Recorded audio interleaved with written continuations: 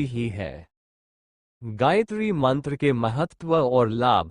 आध्यात्मिक साधनाओं द्वारा आत्मिक प्रगति के लिए जिस शक्ति की आवश्यकता पड़ती है वो प्रज्ञातत्व ही है।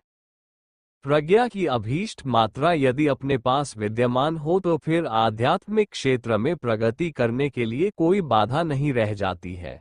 वह सुविधा और परिस्थितियां आसानी से बन जाती है जिनके आधार पर मनुष्य नर से नारायण, पुरुष से पुरुषोत्तम और आत्मा से परमात्मा बन जाता है।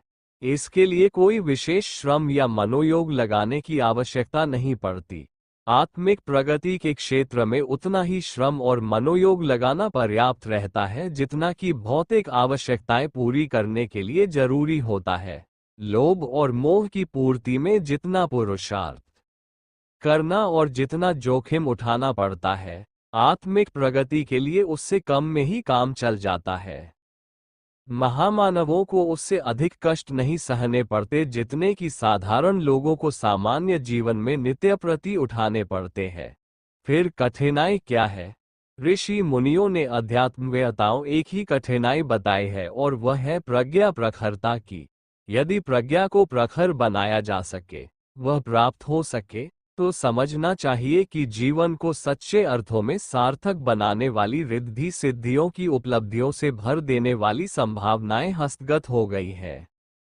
गायत्री महाशक्ति की उपासना का प्रतिफल प्रज्ञा के रूप में दूरदर्शी विवेकशीलता और आत्मबल के रूप में प्राप्त होता है और उसके बल पर साधक अपने को आत्मिक दृष्टि से सुविकसित एवं सुसंपन्न बनाता है।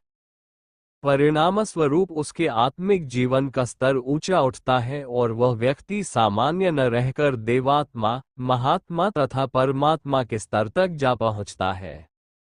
इस संदर्भ में मनुस्मृति 2/87 में उल्लेख है, गायत्री उपासना समस्त सिद्धियों का आधारभूत है।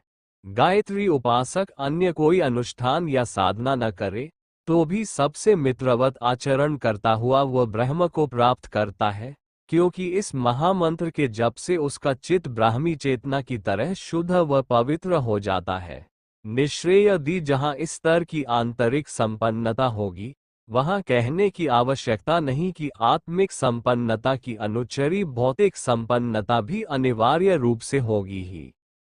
आत्मिक दृष्टि से सुसंपन्न और सुविकसित व्यक्ति इन भौतिक विभूतियों का उद्धत प्रदर्शन नहीं करते, उन्हें श्रेष्ठ सत्कार्यों में ही लगाते हैं। इसलिए वे सांसारिक दृष्टि से अन्य मनुष्यों की अपेक्षा साधारण स्तर के ही दिखाई देते हैं। कईयों को उनकी यह सादगी देखकर उनके दरिद्र होने का भ्रम भी हो जाता है। दूसरे उन्हें क्या समझते हैं, इसकी परवाह न कर वे आत्मिक पूंजी के धनी अपने आप में ही संतुष्ट रहते हैं और सच्चे अर्थों में सुसंपन्न बनते हैं।